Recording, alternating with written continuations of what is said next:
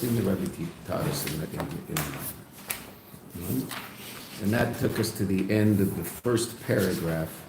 The second paragraph in base, right? The long paragraph on page Shin Tes Zayin, the second page. And the basic reason was Mesiras Nefesh, right? Moshe Rabbeinu is, now, obviously connected to Bittul, right? That's because that we're going to see Bittul again in a minute, right? But, sorry, I'm just trying to get this right. So, Moshe Rabbeinu is the source of the bittul that brings to Mesiras Nefesh, right? And obviously we can talk a lot about the connection of Mesiras Nefesh to Moshe Rabbeinu. All we have to do is look back one generation and see the generation of Frierdiker Rebbe and who was it that managed to stay connected to Yiddishkeit in Russia with all of the troubles that they had. Those people connected to the Frierdiker Rebbe. Were there people who weren't connected to the Frierdiker Rebbe in a revealed way who stayed connected? Absolutely, 100%. But in general, what did the Soviets? How did the Soviets refer to a frum Jew in Russia in 1930? A schneersenist. Even if he was a Litvish Bacher, he was called a schneersenist. Right? Because they knew that the single greatest danger to them was the gentleman with that name. Right? And ultimately the Rebbe, of course, I believe Russia, because this wasn't safe. Right? So the connection of Moshe to the Indian of Mesiras Nefesh is very, very clear. Now the Rebbe is going to give a different answer. Short, but a different answer. And this answer is Kabbalah Soul. Also coming from Bittul. We'll have to talk about the difference between the two. I mean, I think you know it, but it's still important to make a clear distinction between the two. The source of both is Bittul, right? What does Bittul mean? It means that things are about the Eibishter, not about me. Okay, but that can relate both to my essential existence, Mesiras Nefesh, or my actions, Kabbalah Soul. Right? What do I do? Do whatever the Eibishter wants. Why? Because the Eibishter is the Eibishter, and I'm me, and I'm bottled to him. Okay, so then whatever he says to do, that's what has to be done. Okay, so that's Kabbalah Soul. The same bittul will also produce, can produce, Mesiras Nefesh. Right? What's true existence? His existence. Right? Moshe Rabbeinu, it connects us to that state of being. That's what we've learned up until now. That Moshe Rabbeinu connects us to the appreciation of the fact that true existence is Elokus, and therefore a Jew will be willing to give up his existence for the Eibishter. Mesiras Nefesh. And therefore Moshe is connected to Klal Torah because we also learned that Mesiras Nefesh is necessary for the performance of all mitzvahs, and that's why Moshe Rabbeinu taught Kriya Shema to us, and we can add again, right, before we went into Eretz Yisrael, when we started performing mitzvahs seriously. Okay? Say it. Ula Hoysif. Shin Tes Zayin. Ula Hoysif. Another beer. The mere beer is amongst the beer and possession mitzvahs paraduma he klolos kol hatera. Right? That mitzvahs paraduma is the general reality of all of the Torah. Shalochin nemar bazois chukas hatera. And of course, part of that idea is that it's connected to Moshe because Moshe is it's Torah's Moshe. That was our first answer. Who ki yasoid the kol mitzvahs. Another reason, not the first reason, which was the Mesiras Nefesh. The foundation of all mitzvahs. Ushem chukah is the notion of a chayk. Now the Rebbe is going to discuss this at great length, and we'll talk about it. I mean, the Mimer talks about it at great length, but first we'll see it in the general sense here. Hainu.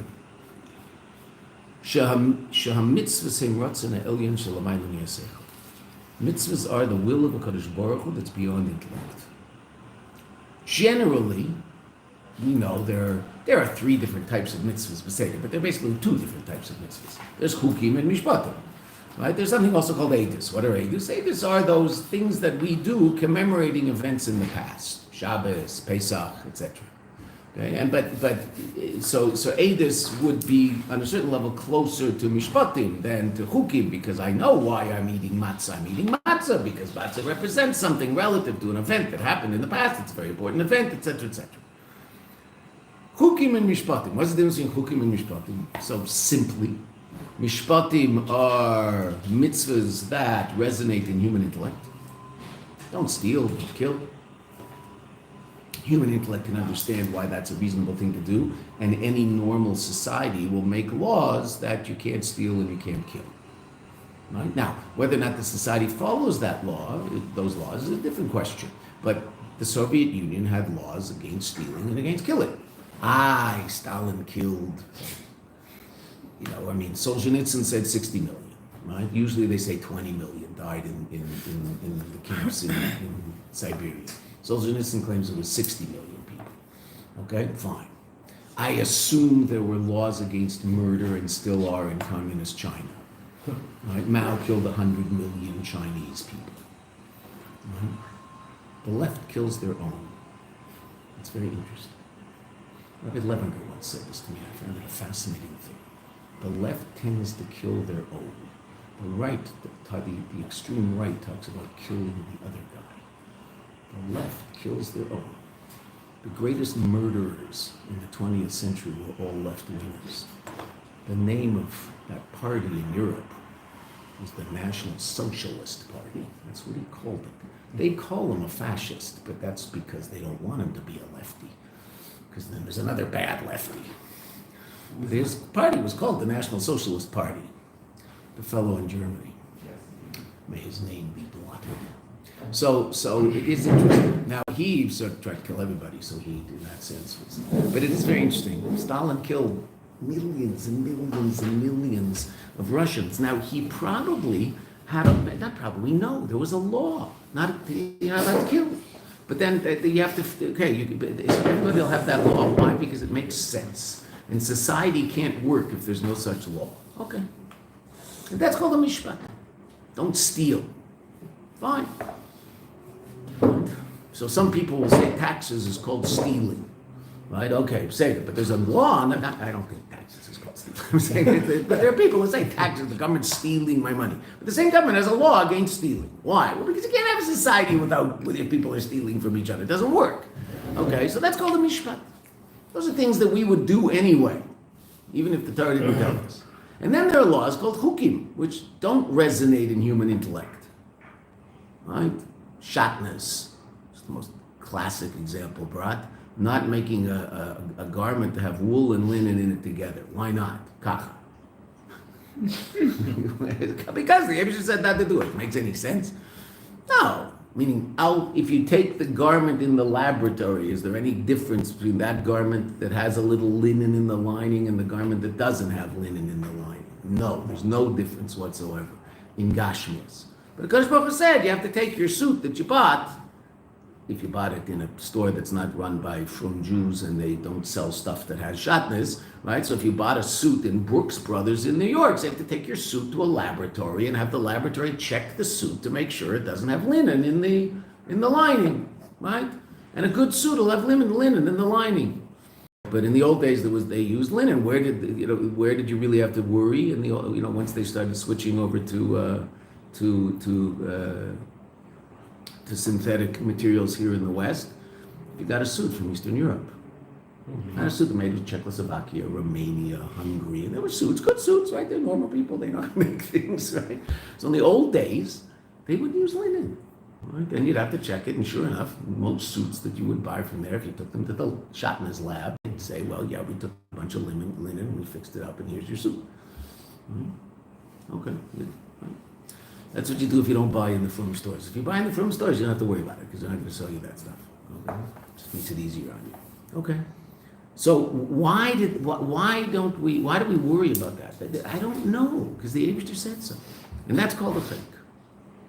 Now, what on a deeper level? What's a chayk? A chayk is a clear expression of the ratzon of a Kadosh Baruch Hu. There is no seichel there. There's no intellect there. There's only ratzon. That's what you would say simply. The Rebbe's going to teach us that that's not true, but that's what one might say simply. Okay, I'm going to just say that there's going to be a lot of beeps today, and I'm announcing again because we were blessed with a granddaughter at 2:30 in the morning. So my kids are going to be WhatsApping back and forth, and I'm going to be waving to the little WhatsApp. absolutely. Yeah, Baruch Hashem. A little baby girl to our daughter who had two boys who were mamish boys, like a be'etzem. So she's so happy to have a girl. My goodness gracious. Someone she conducted. So the chayk is the ratzon of HaKadosh Baruch Hu, and the mishpat is seichel, intellect. Now, interestingly enough, though, what's the source of the mishpat ultimately? The ratzon of HaKadosh Baruch Hu. HaKadosh Baruch Hu wants us not to steal, and ultimately, you and I don't steal not because it makes sense not to steal, but because HaKadosh Baruch Hu told us not to steal, and that's the difference between us and Robin Hood. Right? Because Robin Hood can figure out how it might be reasonable to steal from the rich and give to the poor, and he's a hero. And when I grew up, I was taught that he was a hero. And then when I grew up, I realized he was Stamaganif. Why? Because God said don't steal. He didn't say don't steal from bad people and don't steal from good people, but you're allowed to steal from bad. God doesn't say that. He says don't steal. So you're not allowed to steal. Right? I'm upset that HaKadosh Baruch Hu gave that guy more money than that guy. And I think that's improper. Okay, Beseder, so you think that guy should have more money, so give him more money. But don't take it from him. That's not yours, that's his. Who gave it to him? God gave it to him. Don't steal. Not allowed to steal. It's not yours. We don't make those decisions. If not stealing is based on my intellect, so I can rationalize not stealing. But if not stealing is coming from the ratzon of HaKadosh Baruch Hu, the will of HaKadosh Baruch Hu, then I can't rationalize not stealing because it's not a rational decision. It's a decision of what you and I call Kabbalah. So we just listen to what HaKadosh Baruch Hu says. Why? Because he said it. Right? So you might say, so don't say it. Well, we can't say that. He did. He said it already. Right? My nephew was once on the couch with his feet on the couch, and his father, happens to be my brother, said his name is Max. That he has two real names, but when in utero, the mother and father referred to him as Max, like the guy in there. They didn't know it was a girl or a boy. They just called Max. That was the name. So then when he was born and it was a boy, Binyamin Aaron is his name, but they called him Max. So he said, Max, get your feet off the couch. He said, why? Because I said so. So he said, so don't say so. So now, it's interesting Max is still alive after I said that. But okay, right, so don't say so. I understand it. That's the only reason, so then don't say so. Right? There is another reason, obviously, but there's also the reason of because I said so. So even the mishpat, why don't you put your feet on the couch? So the couch won't get dirty. That's a mishpat. Right? But there's also a ratzon. If your father says, get your feet off the couch, you get your feet off the couch. Why? Because your father said it, not because you don't want to get the couch dirty and that's reasonable. And that's what my brother answered it. Right? Okay, so that's in Gashmias, people. Same with the Eibishter. The Eibishter says, don't kill. So we don't kill, not because, how can you kill? It's a terrible thing to do. No, because the Eibishter said, don't do it. And there are times the Eibishter says, do it. Then you do it. He says kills, and then you do. So a chayk is really the source of all mitzvahs, because every mitzvah is ultimately an expression of the ratzon of HaKadosh Baruch Hu. Right? That's what the Rebbe is saying here. Ki yasoi to kol mitzvahs hem shem chuka. Hainu shem mitzvahs hem ratzon ha'elyon shel ha'maylam yaseichel. The mitzvah is supernal will that's beyond intellect. Lochein, therefore. Gam kiyumam, therefore also the fulfillment of the mitzvahs. Sarach liyos b'derech kabbalas ol. It has to be through kabbalas ol, accepting the yoke of heaven. There's different ways of explaining kabbalas ol. One of the ways is certainly a notion of commitment. Right? Meaning generally kabbalas ol can be understood as the commitment to that relationship with the Kadosh Baruch Hu such that what he wants will happen. Right?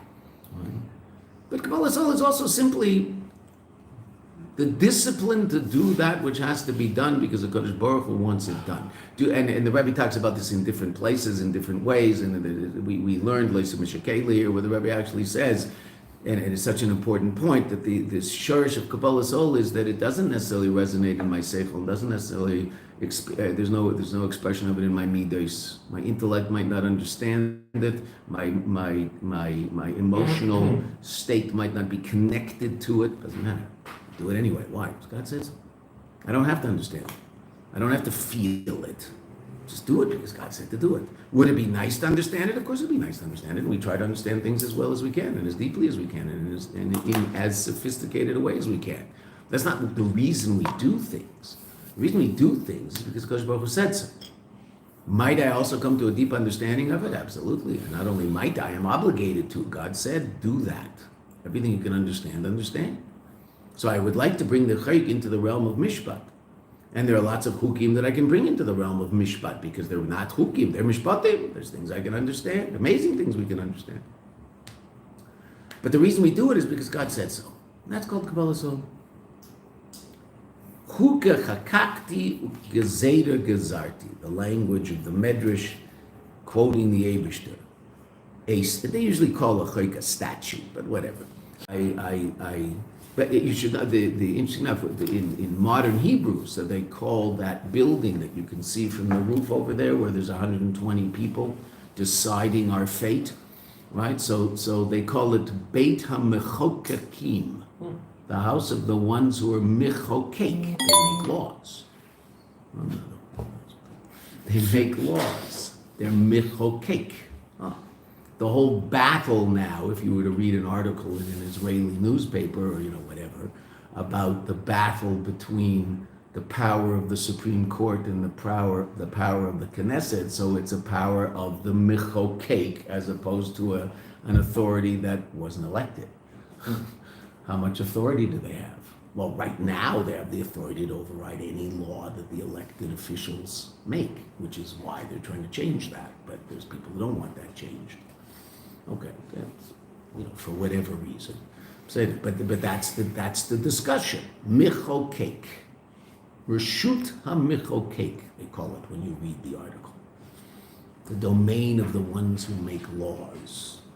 So there's the people who make laws who were elected to make laws. And there's people who override those laws who weren't elected. Rabbi? Yeah. Could we derive from that? I mean, I think maybe you've heard this before, but could we derive from this that when we say that chukas is derived in a way from engravement, that it's saying that we need to engrave the chukim and all the laws into ourselves to internalize? Absolutely. That's the image of the luchos, the difference between something written and something carved. Something carved becomes one with it. Something written, there's still two different things, and I can always peel the diary off, the ink off the page. In a Sefer Torah, I can literally, that's what they do if you want to fix a Sefer Torah, so they literally, you can see them do it. They used to do it with razor blades. Now they do it with this extremely supersonic fast eraser, and it just goes, and it disappears. They used to literally peel it off. They're good at this Sefer. You have to just have a steady hand, and they would peel off the letter. You could just watch it peel off. There's not one with the cloth. It hasn't become one. What? They don't use whiteout? No, they don't use whiteout. There's no whiteout in the right color. You have to have the right color. Yellow out. Right. Okay. So that's the difference. That's exactly the point of Oisius chakukais, b'chukaisai telechu. God says, right? Engrave it upon yourself, 100%, 100%. So Kadosh Baruch says, "Chuka chakakti gezeda gezarti, val pizeh." So that means, on a certain level, every mitzvah is a chayk. So what's a mishpat? So we will see that in a very, very sophisticated way. So I want to finish this paragraph, because then we're going to get into that discussion. So based on this, we can understand why, another reason why paraduma is shaykh to Moshe. Because if every mitzvah is an expression of Kabbalah's ol, even the mishpat. Again, the reason you murder is not because it makes sense not to murder. The reason you murder is because God said don't murder. A second reason why paraduma is shaykh to Moshe. The first reason was that all mitzvahs require Mesiras Nefesh, and the source of our Mesiras Nefesh is our connection to Moshe Rabbeinu. That was the first answer. This is the second answer.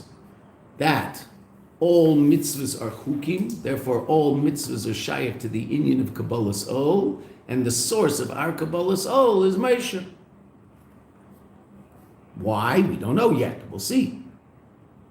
Ki bechdei shekiyum kol mitzvahs. In order that the performance of all the mitzvahs, hagam sheyesh aleim tam, even those mitzvahs which have a tam, yeh ba'oifen, will be in such a way, the zois chukas Torah, that this is the chayk of the Torah, that the whole Torah is shaykh to chayku al yedesha Torah mitzvah.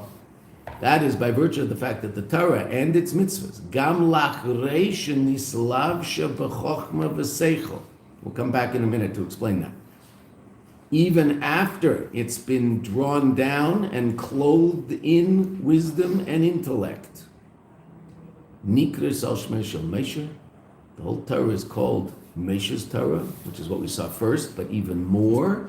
She'in yonai, what's Moshe all about? In yonai hu bittul. Torah's Moshe avdi. Moshe is the Eved, the ultimate Eved. Moshe understood more than anybody else, as we will see, which will be a question the Rebbe is about to ask that is going to be the source of basically the whole minor. Right? But who's Moshe? Moshe is the ultimate Eved. Moshe is the one who is completely and totally bottled to the Eibishter. And again, as we said, there's two different levels at the beginning, very beginning. Two different levels of bittul. We saw that bittul was the source of Mesiras Nefesh. That's relative to our essential existence. Do I exist or don't I exist? Okay, well, obviously I exist because I'm asking the question. But what's my existence? Is it essential existence or relative existence? It's only relative existence. I don't exist essentially. I exist by virtue of the fact that something else exists. I don't exist by virtue of myself. Meaning I'm an expression of some other existence. Okay, so is the light bulb a source of light? Yeah, the light bulb is a source of light, but the light bulb is rather dependent on the electricity that's drawn into it, and without the electricity, there's no light happening in the light bulb. So it is certainly true that the light bulb is a source of light, but I would also say that the electricity is a rather more important source of light, because without the electricity, there's no light bulb. Now, it's also true without the light bulb, there's no electricity. Okay, I get that, meaning the electricity can't give light without the light bulb. Well, it could give light with another light bulb. Okay, fine. A basic example, though obviously not complete. But you and I exist by virtue of the fact that the Kadosh Baruch Hu exists. He's not a figment of our imagination, we're a figment of his. We exist because he thought. He doesn't exist because we thought he does. We exist because he thinks. And that thought is expressed outside of itself, and that's called dibur, that's called speech. And so HaKadosh Baruch Hu, so to speak, spoke and created the world, meaning he brought about some sort of apparent external existence of his thought. His thought was, there could be a world. Okay, boom, there was. There is. And that world is powered by that thought.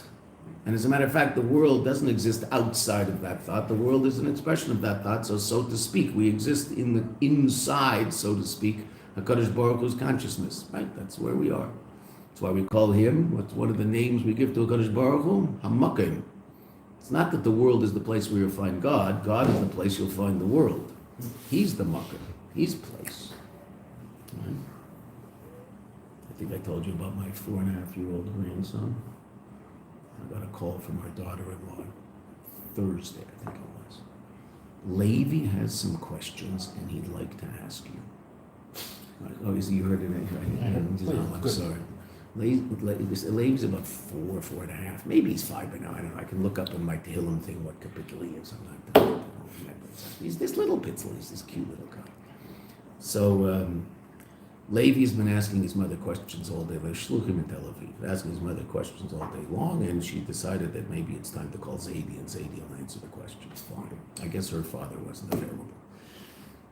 So Levi gets on the phone, and now it's hard to understand a 4.5-year-old Israeli kid speaking when Hebrew is not. I mean, I speak a fine Hebrew. I lecture in Hebrew. I teach in Hebrew. But it's still not my mother tongue. And so listening to my grandchildren is like I have to concentrate more because they don't speak clearly, right? So I put in the earphones so it would be clearer.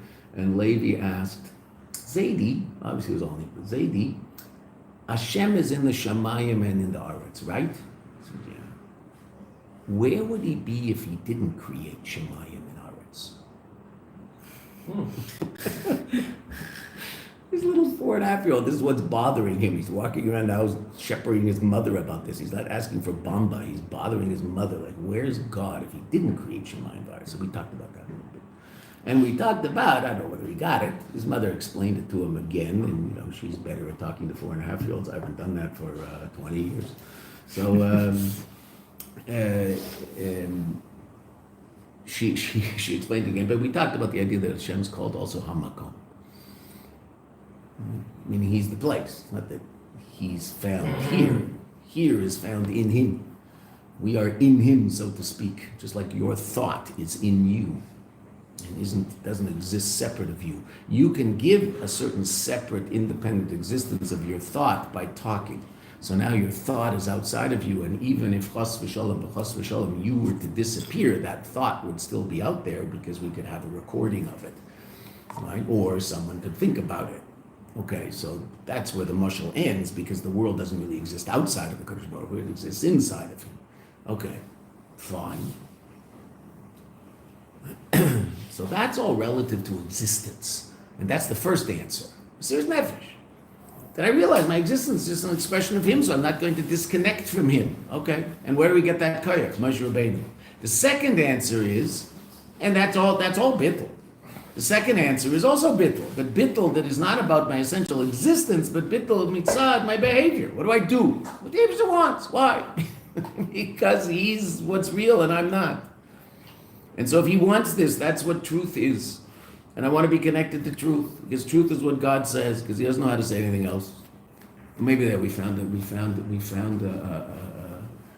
new question that the philosopher can ask. If God's omnipotent, how come he can't lie? I don't know. Okay, I don't know the answer. Right? Even after the chayk has been drawn down and clothed in intellect, and that's what you and I call a mishpat. When that ratzon of HaKadosh Baruch Hu, ratzon is l'mayla min seichel. Ratzon is not seichel. Seichel is a particular power of the soul. It is not all powerful. There are things seichel does very well, and there are things that seichel doesn't do. That doesn't mean there's something wrong with your seichel. It's that realm of reality is not relevant to seichel. Right? Feelings have nothing to do with seichel. They have to do with midos, emotions. Seichel doesn't feel. Seichel thinks. So in the op-ed pages of the newspapers, say, I feel that. Well, that's just bad seichel. I think that. I don't care what you feel. That's your subjective reality. What's that got to do with me? I'm interested in some objective reality, which is called intellect, and that you and I can share. I can talk to you about your feelings. That's an important thing to talk about with a friend, but I don't spill it all over the newspaper. What I might spill all over the newspaper is a thought. Why? Well, because this thought might be useful to someone else. Because it's an objective reality that might have as much relevance to their life as it has to mine. Their feelings don't have very much relevance to my life unless I'm very, very connected to them. Right? Okay. Thought does what it does very well, but there's a lot of reality that thought has nothing to do with. You cannot explain the color orange to a person who is born without sight. Orange is not an idea. Orange is a visual experience. Right? So if you've never seen, orange doesn't exist. Now it can exist conceptually. You can explain to someone there's something called different colors. They haven't got a clue what you're talking about. Why not? Because they've never seen. So it's not that everything's black and white. It's not black and white either. It just isn't. What's that like? I don't know. That must be very bizarre. You and I, when we close our eyes, we see. Every single one of us could close our eyes and find our way out of this room. No problem. Why? Because we have an inner vision, and we would have an image of the room, and we would walk around Baruch. We wouldn't bump into Baruch. We'd walk around him. Hopefully he isn't leaning back in his chair. Then we might get wiped out. But we'd walk around him and, make our way out the door. We might miss a little. We're going to walk very slowly, but we would make our way out the door and down the stairs without looking. Why? Because it's ingrained in our head, because we have seen. So we can think about the image. I can't think about it, something I've never seen. Think about an angel. Think about what an angel looks like. I don't know what an angel looks like, and I can't think about what an angel looks like. And if I think about what an angel looks like, I'm going to be all wrong, because all I'm going to do is use those things that I've experienced to create an image of an angel, but an angel isn't what I've experienced, because an angel's not physical, and all I know is physical reality, and every thought that I think is based on the experience that I've had in physical reality, and I can't think of anything else. I can talk about it in using physical mashalim. So we do. We talk about God as light. God's not light. He's just God. Okay, Beseder, but revealed God, you and I call it light. We call it, the Torah tells us to call it light. Why? Well, because we know what light is, and it's a good mashal for godliness. But the image is not light. The image is the Eibishter. Godly energy. Okay. You and I call it light. Works. It's amazing. Incredible mashal. But it's only a mashal. Because you and I only know physicality. That's what intellect can do. It's amazing intellect. It's limited. So there's levels of reality beyond intellect. There's levels of reality beyond God's intellect. Not that God's intellect is limited, but God's intellect is intellect, and there's things intellect can't do. Not because the intellect is limited, but because it's intellect. And so the Ratzon of HaKadosh Baruch Hu is beyond the intellect of HaKadosh Baruch Hu. Just like your Ratzon is beyond your intellect. Keser in spheres. Keser is beyond Chachma. And never the twain shall meet. And it's actually quite astounding that Keser can be the source of Chachma, and that's an amazing event. And so to speak, the first time that happens, it's called Yesh Mi'ayin. Okay, but so Ratzon is a level beyond intellect. The Eibishter's Ratzon, which is very powerfully connected to his essential being, because that's what Ratzon is. Ratzon is who you are, mamish. Okay, what you want is mamish who you are. You can think about things, you can do things, but what you want defines you more powerfully than anything else, positively or negatively. If you're sitting and learning Torah all day, not that this isn't an amazing thing to do, and it's fantastic and incredible and wonderful. Right? So a person is sitting and learning Torah all day, but what he really wants to do is sit on the beach and drink beer. Okay, so he's got to be honest with himself and say, I'm still basically sitting on the beach and drinking beer. Baruch Hashem, I'm at the point where I realize intellectually that that's not what I should be doing, and so I'm forcing myself to do something else that's much better, much holier, much more important, and much more called for. Okay, 100%. But if what he really wants is to sit on the beach and drink beer, he's got to understand that that's really still where he's holding. Okay. On the other hand, if he's sitting on the beach drinking beer and really he's upset that he's doing this because he'd really like to be sitting and learning Torah or doing mitzvah, okay, so that means that he's in a better place than it looks like. Because he doesn't really want to be here. I mean, he's here because he's all right, whether there's social pressure, whatever it happens to be. But really, he'd really like to be somewhere else. Oh, so that's good. Baruch Hashem, that's good. Now, that doesn't mean that being where he is isn't a disaster, but that means that the fact that he wants to do something that's much loftier and much holier is something very real in him, and it won't take a lot to move him from that place to that place. Just like it might not take a lot to move the guy who's sitting and learning from that place to the beach drinking beer. It might not take so much to move him. It's called Bein Hazmanim. Right? Where is he going to go, Bein Hazmanim? He's going to go to the beach. The buses are full, right? Going to their separate beaches. The buses are packed. Baruch Hashem, whether they want to or not, I don't know. I assume they want to. But the Lubavitcher Bochurim aren't doing that. They're running camps for kids. Because the Rebbe is the Rebbe. And he taught us differently. And our Bochurim are not at the beach after Tisha B'Av. They're running camps for little Jewish children. Little pitchers, 15-year-olds, 16-year-olds are running camps. Why? Because they're connected to the Rebbe. It has nothing to do with them. Because the Rebbe told them that's what they should do, and that's what they do. Right? That's what we're learning. Right? So Seichel is limited. It is what it is. And it's amazing. But it's not all of reality. There is reality beyond seichel, and there's reality below seichel. The reality beyond seichel, the first level beyond seichel in you is called ratzon. Right? In us. The level beyond that is called tainug. Pleasure. Why do I want what I want? Because it gives me pleasure. Why does it give me pleasure? I have no idea whatsoever. I don't know. There are acquired tastes, but most things that we find pleasure in are just because I find pleasure in it. Why do you like corn and I don't like peas? So why do you like peas and I like corn? I don't know. When we go and there's corn and peas, and there's only corn around here, just nice, I like that. But if there's corn and peas in the bowls, I'll take the corn and you'll take the peas. Why? Because for whatever reason, corn gives me pleasure, and for whatever reason, peas gives you pleasure. Why do peas give you pleasure? I don't know. They just do. You just find it pleasant to eat peas. Therefore, you want peas. Therefore, you eat peas. So nothing wrong with eating peas. They're good. Right? Okay. And I'll do the same with corn. Why do I want something? It gives me pleasure. Why does it give me pleasure? I don't know. I have no idea. Right? Most people get pleasure from chocolate. Why? The scientists can explain it, the reaction. Why is there such a reaction? I don't know. It just is. I'm programmed that way. Right? I'm intellectually in charge of that reaction.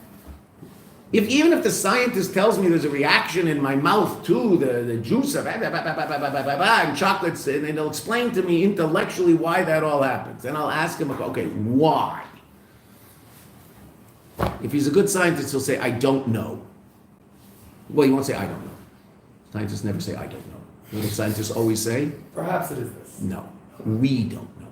They always say, we don't know. They never say, I don't know. But they're right. I mean, we, the scientific community, we don't know. And good scientists always say, there's things we don't understand. It just works that way. But that's what it works. That's how it works. Why do photons do what photons do when they do it? They'll all say, we don't know. But they do it. They do these weird things. This one will reflect and this one will go through the pane of glass. Why? Don't know.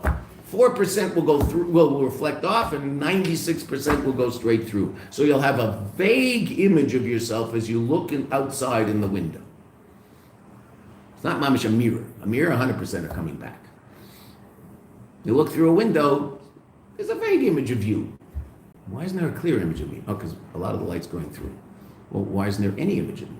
Because sun's bouncing back. Why? Don't know. I got that far in what's his Richard Feynman? I found got that far in his book, and then he started trying to explain it, and he not explain it. Explain the phenomena, not why. He's very straight. Have no clue why this happens, but this is what happens. And then once he started explaining to with his arrows, I got lost. I read the first 30 pages of the book all the time. It's in our bathroom. It's in the little thing with the books in the bathroom. And either I read a baseball book or I read the Richard Feynman. Those are the two things in there. And Richard Feynman he's absolutely fascinating. But he himself says, we don't know. Which is good. Because when the people who say we know are the ones that get you in trouble. Right? So there's things that Seichel knows, and there's things that Seichel don't know. There's things that can be explained, there's things that can't be explained. Okay. Those things that can't be explained, you and I will say, those are aspects of the Ratzon of HaKadosh Baruch Hu that have not been drawn down into Seichel, into human intellect. And you can even say that about the behavior of the photon, right? For whatever reason, the HaKadosh Baruch Hu wanted the photon to behave this way. I don't know why. Okay, are there aspects of the photon's behavior that I can understand? Yes, absolutely. So that'll clothe itself in human intellect. Are there aspects of this behavior that I don't understand? Yes. So that's the aspect of the behavior of the photon that has not been clothed in human intellect. Can human intellect understand it if we were smart enough? Well, that depends. I mean, certain things, yes, meaning we might get to a point where we would break through and understand certain things that we haven't. There might also be things that are existentially beyond intellect. Intellect can't go there. Okay. So relative to Torah and mitzvahs, there's an aspect of every mitzvah that's called the ratzon of the mitzvah. That's the basic expression of the mitzvah. And that's beyond intellect. And then there are certain mitzvahs where that Ratzon was nimshach lamata, drawn below, clothed in intellect, clothed in chokhmah, first chokhmah datzilus, and ultimately some are clothed even further into chokhmah de bria, chokhmah de yetzira, and so they're actually clothed in chokhmah da asiyah, which means human intellect, so you and I can understand something about why no murder. Now, it is important, and the Rebbe says this in a very, very famous mimer that we often learn here, because it's in a Hanukkah mimer that sometimes is the mimer we learn around Hanukkah time if things work out. Where the Rebbe explains very, very, very clearly, obviously talking about Greeks who worship intellect. Even the mishpat, even the reason that we have not to murder, I hope we're intelligent enough and sophisticated enough to realize that that isn't necessarily a Kodesh Baruch Hu's reason. Meaning, in Chokhmah Datzilus, it might very well be that the reason not to murder is a little different than the reason you and I think murder is a bad idea. Right? So even the mishpat, we don't really understand. It's just that we understand it's a level of godly intellect that is emanated downward into human intellect, so we have a connection to this thing on the level of intellect. But not to think that my finite intellect comes up with the same reason that God's infinite intellect thinks. That's a rather silly thing to think. You know, in a mushal in human terms, when the parent tells the 2-year-old not to do something, the 2-year-old might have some understanding as to why that's not a good idea. But that is not why the parent said not to do it. The parent has a slightly more sophisticated understanding as to why not do it. Right? Okay. Now that might also be for the 16-year-old with his feet on the couch. It'll get dirty. Okay. The parent probably has more in mind regarding the basic melukat of the child, right? How the child should act. Do you want to be the kind of person that puts your feet up on other people's couches? Or do you want to be a little more sensitive to other people's things? Is that right? You know, the parent might have a lot of that in mind. The kid's not going to. He's not thinking about that. He's just thinking, well, okay, I guess I'll get it dirty. And it's going to be a pain in the neck to clean. The parent probably has a lot more at stake. Because when the parent talks to the child, the parent has the immediate picture and hopefully also the long-term picture. The kid doesn't have the long-term picture.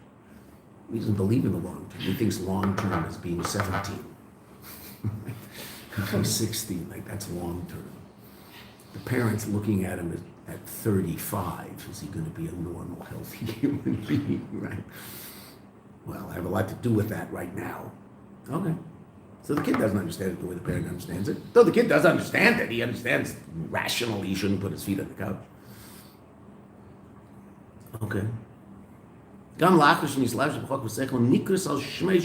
called Meisha. Why? Because what's the ikar inyan of a mitzvah? Shinyanu bittul.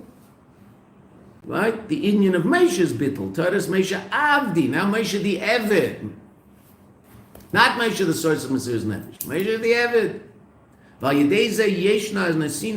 Therefore, by virtue of the fact that we're connected to Meisha, so there's an asinas kayach, there's an empowerment. Every single yid, through that little piece of Meisha that's in that Jew, Tanya, Perek Mem Beis, right? Aleph Beis of Chassidus. Every single Jew has a piece of Moshe Rabbeinu's neshama in him. Moshe is the neshama klolis. He's the general neshama, and our yechida shebenefesh. Every single one of us has a level of soul called yechida shebenefesh, the essence of our soul. Right? Where does that essence come from? It's a piece of Moshe Rabbeinu's essence. It's a piece of Moshe Rabbeinu's essential soul. The yechida of Moshe. Moshe is the yechida klolis, and every single yid is a little piece of Moshe. And that the Rebbe teaches us very clearly in Vatat Tetzaveh. I am in their midst. Moshe Rabbeinu says, 600,000 people, that I'm in their midst. Well, okay, so simply it means I'm amongst them, but the panemius is that I am the panemius of them. Right? That great song by, what are they called, 8 Day? I've got a little Moshe in me. Right? Moses, I think. I've got a little Moses in me. It's very deep. It's true. That's why we can experience Geula. That's why we can experience Mesiras Nefesh. That's why we can experience Kabbalah Soul. Why? There's a little bit of Meisha in me, and we have to connect to that Meisha, and that Meisha is can't be stopped. Shekima mitzvah shalayeh bebittel b'Kabbalah Soul. So therefore, the Jew has the ability to do mitzvahs b'Kabbalah Soul. Bittel. It's all bittel, okay, but there was the bittel mitzad my essential existence. That was Mesiras Nefesh. And then there's bittel mitzad, what am I doing? Kakia mitzvahs paraduma zes chukas. Okay. So now the Rebbe started us where we want to go, because this second answer is going to be the answer that the Rebbe is ultimately, the second explanation is going to be the explanation that the Rebbe is going to take through the rest of the mind. Because we just said something very, very interesting. We just said that Moshe Rabbeinu is the source of our ability to do something beyond intellect. But we are about to learn that Moshe Rabbeinu understood the reason for paraduma. Moshe understood the seichel of paraduma. Because the Rebbe is about to explain to us that every mitzvah has ratzon, but every mitzvah also has seichel. What about the chayk? The only difference between the chayk and the mishpat is whether the seichel of that chayk was drawn down into Eilam Hazeh, we call that a mishpat, or not. Is there seichel? There's definitely seichel. The question is the seichel eloki, or is it seichel enoshi? Is it drawn down into human intellect? But every mitzvah also has seichel. Every mitzvah is not only the ratzon of HaKadosh Baruch Hu, but it's also the chokhmah of HaKadosh Baruch Hu. Every mitzvah. The question is, that chokhmah, how far did that chokhmah come down through the worlds, so to speak? But we're going to see that that's really what Rebbe's going to explain. There's certain mitzvahs where there's a level of understanding, but it's spiritual. It's not physical. I can't figure it out in a laboratory, but I can explain it spiritually. We'll talk about that. The Rebbe says that's because the seichel didn't descend so much. It did descend, but not so much. Then there's one mitzvah. I'm just giving you a preview of where we're going. There's one mitzvah called paraduma, where the seichel of that mitzvah stayed in Chokhmah Datzilus. And when we get to that, and the Rebbe mentions that, we'll do a review of Atzilus, Bri, Atzilus, and what that means, what that's all about, okay.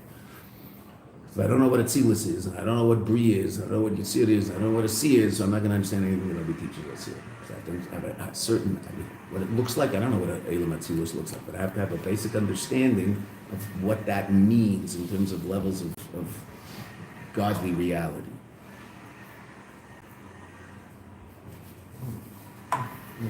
And we will. Okay. So let's go a little further. So there are two reasons why the whole Torah is connected to the paraduma in general, but the whole Torah is connected to Moshe. Mesiras Nefesh, that was reason one. Kabbalah Soul, that's reason two. That's what we have to remember now. Now we are going to deal with the second reason. Most in mind. There's a very, very difficult footnote, which we are not going to do. Footnote 21. No, it's very, very difficult, and it will take us forever to do, and it's really hard, and I don't know whether we'll understand it. And when I say we, I include myself in the we. Right, okay? It's very, very, the Rebbe explaining the advantage of each of these two reasons. Okay, we're not going there. Okay? But if you want to give yourself a project, that's after you've reviewed the Mimer 10 times. Then you can look at footnote 21. We're not going to look at it yet.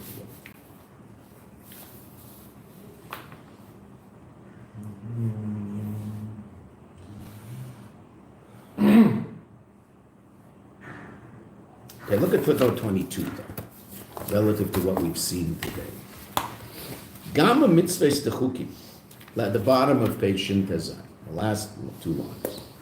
Gamma mitzvahs techukim, sha'einam hepech haseichel legamrei.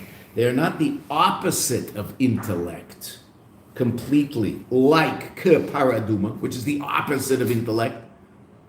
It's the opposite of intellect mitzad, the severity of Tumas Mace, famous medrash that Moshe Rabbeinu, when he saw the extent of Tumas Mace, says his face became contorted, that he couldn't imagine how in the world that such a level of tumah could be taken care of. And of course it is taken care of, but interesting enough, the people who are involved in taking care of the tumah themselves become tamei. the person who's sprinkled on becomes tahor. Not the sprinkler. The sprinkler does not become tameh. Because of the Rebbe explaining that. But the people preparing everything relative to the party, they become tameh. I understand. Is this mitameh or is this mitaher? It doesn't make any sense. It's hepacha seichel legamri. That's the Indian of paraduma. Oh. Shari einam hepacha seichel. So most chukim are not the opposite of seichel. Re'ei sefer Mayim Tafresh Chavtes. It's the Marash. Ube'erech hachukah the paraduma. Regarding the chukah of paraduma, gama mitzvahs the chukim. I mean, relative to the chukah of paraduma, also the mitzvahs of chukim, muvanes ktzat. They're understood a little bit. The Rebbe will discuss that, and we'll try to explain it more. Okay, so basically, the Rebbe is saying in that footnote, we haven't seen it yet inside, but the Rebbe is going to say it inside, what we just talked about. All chukim descend down into seichel, into chokhmah. Every mitzvah is the ratzon of HaKadosh Baruch Hu and the chokhmah of HaKadosh Baruch Hu. That's why in Tanya, the Rebbe always talks about ritzonei v'chokhmasei shel HaKadosh Baruch Hu. Those are the words of the Baal Tanya in the 4th parak, the 5th parak. Right? Every mitzvah. Even chukim are chokhmasei. But what level of chokhmah? Paradum is unique. It descends down into chokhmah datzilus, a level of godly wisdom, but no further. All other chukim descend a little further. So therefore, all other chukim, we'll see later in the Mimer, not so much later, very soon, that other chukim can be explained, not in a laboratory, but they can be explained al pi pnimius, spiritually. Right? I mean, we can understand how the example that we'll bring is, the Rebbe's not going to bring, but we'll talk about a shatnez.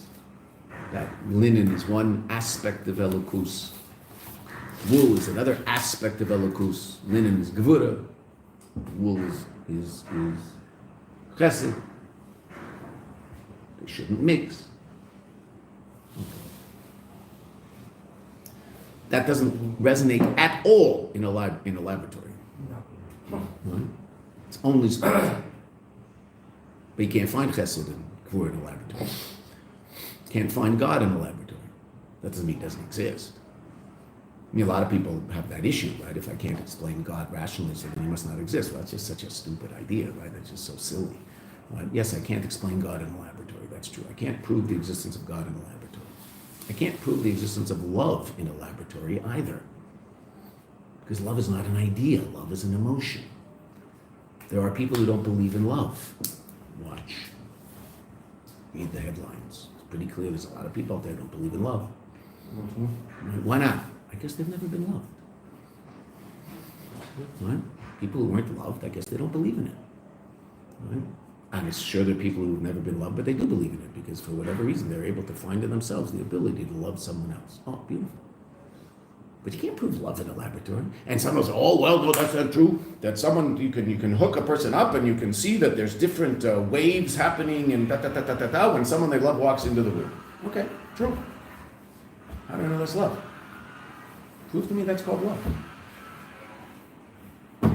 Because I can do exactly the same thing and we'll get, not the same response, but I will get a response when a person is experiencing a state of spiritual upliftedness. I could also record that in a laboratory, but we'll prove that that's spiritual upliftedness. I don't know, it's just some sort of reaction to something. I don't know what it is. So if I believe in God, I'll say, oh, that's the physical response to a spiritual experience. If I believe in God, I'll explain it that way, which is a perfectly reasonable explanation. That's probably true. And if I believe in love, I'll explain the response when the person who I love walks in the room. We all believe in love, I hope. Right? And so we'll say, yeah, but if I don't believe in love, so I'll explain it some other way. You didn't prove to me there's love, just like you didn't prove to me there's a God. By virtue of the fact that a person responds a certain way, hooks someone up, who's mamish davening barichas, and see that there's going to be different waves. Okay, I'm sure there's something happening physically. It must be. I'm only going to describe it as elokus if I believe in elokus. I'm only going to describe it as love if I believe in love. I haven't proven elokus. I've proven reactions. Someone else might call it psychosis. No, right, seriously. No. Depends what you believe in. Right? So you can't prove God in a laboratory. You also can't prove love in a laboratory. The next time someone talks to you about prove to me the existence of God. So just say about, okay, prove to me the existence of love. They'll say all sorts of things. You can poke holes in everything they say, intellectually. Because love's not an idea. Love's an emotion. And emotions aren't seichel. They're midas. Something else. That doesn't mean seichel's bad. It's just limited. It's its own little box. Right? I'd be very surprised if they can ever get to artificial midas. Oh. They can get to artificial intelligence. I'd be very surprised if they could ever get to artificial midas. Oh, Spock couldn't feel. Right? Spock didn't feel. That was a very interesting and amazing part of that whole thing. Those interchanges where every now and then the humans would talk to Spock about feelings. And that was a really interesting thing that they threw in there. Right? Spock had no feelings. What, Mr. Spock, Dr. Spock? Mr. Spock. Had no, Dr. Spock was the babies. Right? Mr. Spock had no feelings. So he was always interested in the way humans reacted to things. That was such an interesting thing to throw into the mosaic of that whole, right? That's probably why it became such a hit. You know, people became Trekkies. Why? Well, there was some very interesting stuff going on in there. It really was very interesting. You know, these people were definitely thinking about things when they were doing it, right? Okay, it's a television show, but it doesn't have to be stupid. And it wasn't stupid. There were stupid parts because they had their, also wanted the stupid people to watch. But very interesting. Okay. So, Meisha Shakima mitzvah shlo yeh bebittel the Kabbalah Sol kekia mitzvahs paraduma zeis chukas. Okay, I know it's late, but there's no Kriyas today, so we're going 2 more minutes. I just want you to know where we're going, and we'll see it tomorrow. Vehine isa b'medrash ala pasuk v'yikoi lecha paraduma gimel amar le'Hakadosh Baruch Hu l'Meisha lecha ani megala tam para. How do we know Moshe Rabbeinu knew the tam of para? Because the Medrash tells us that Moshe Rabbeinu knew the tam of para. The Torah tells us. Aval la'acher, but to everybody else, chuka. Oh, so now that opens up a rather major question. If we just said that Moshe Rabbeinu is the source of our ability to do something b'Kabbalas Ol, and to do everything as a choik, even to transcend the seichel of a mishpat, the intellect of the mishpat, and connect to the choik of it, the Kabbalas Ol of it, the ratzon of it, the will, the godly will of it. How can Moshe be the source of that for you and I if he doesn't experience that reality at all? Because for him there's no choik. Paradum is not a choik. Paradum is also a mishpat for Moshe Rabbeinu. Oh. Isn't that's what the Medrash says, right? Moshe Rabbeinu understands para. That means there is no choik for Moshe Rabbeinu. And yet the koyach that you and I have in order to perform chukas comes from Moshe Rabbeinu. How can it come from Moshe Rabbeinu? There's no such reality in his life. That's where we're going. And it's really an amazing ride. I think you will find this mimer absolutely astounding. The Rebbe is now going to go and explain. What we're going to explain first is a very, very serious discussion of what a chayk is, what a mishpat is, how they interplay. And interestingly enough, it really is very, very interesting. Almost all of the footnotes will be from the Chassidus and Maimarim of the Rebbe, because the Rebbe who dealt with this topic most completely, it's in Chassidus, but the only Rebbe who basically took this apart and put it together and took it apart and put it together and put it, is our Rebbe. Sichas, Chabad Gimel is a Sicha, Chabad Chesed is a Sicha, Parshas Chukas, Parshas Mishpatim. There's Maimarim. This Maimer is certainly the home base of it all. But there's Maimarim Chanukah, dealing with the Greeks, Seichel, the Greeks. Their Avodah Zarah was Seichel. it's so interesting that so many of the footnotes are the Rebbe's own Torah, because the Rebbe is the one who dealt with this in the deepest, most complete fashion of all the Rebbeim. And it's really, it's just an amazing, it gives us such a depth of understanding of what a mitzvah is, what a mishpat is, what a chayk is. The idea specifically that it was Megal to Moshe. No. The explanation of the difference between a chayk and a mishpat.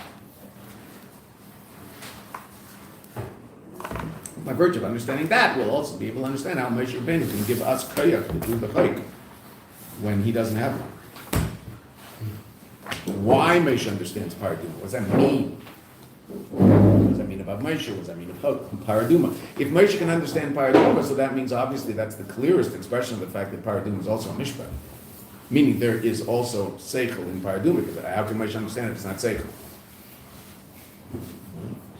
That means when we say we don't understand it, that means we don't understand it, not that it's not shayach to understanding.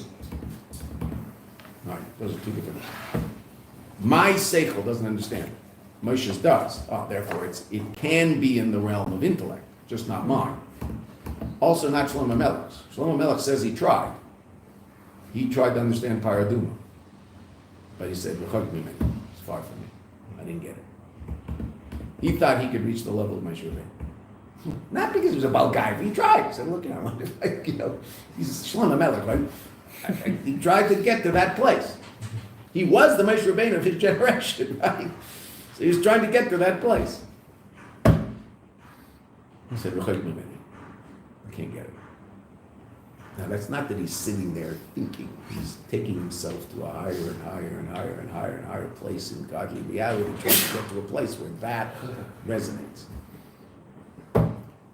Can one generalize this and say that because Moshe Rabbeinu really partly lived in Atsilis, or something about him living in Atsilis, that we can generalize this question and say that how can anything